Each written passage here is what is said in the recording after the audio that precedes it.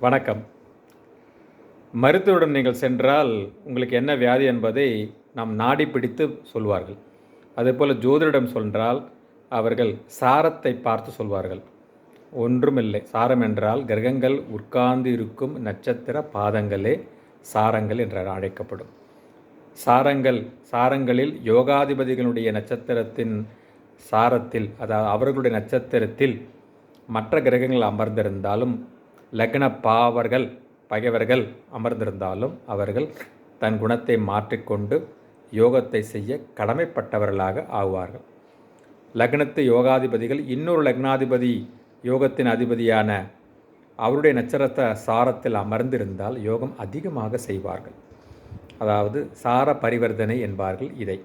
ஆகவே சாரம் என்பது மிக மிக முக்கியமானதாகும். ஸ்தான பலத்தைப் போல, பார்வை பலத்தைப் போல, திக்பலத்தைப் போல, மற்றபடியாக திக்பலத்தைப் போல, ஆட்சி பலத்தைப் போல, உச்ச பலத்தைப் போல, கேந்திர பலத்தைப் போல இதுவும் முக்கியமான ஒரு பலமாகும். நன்றி.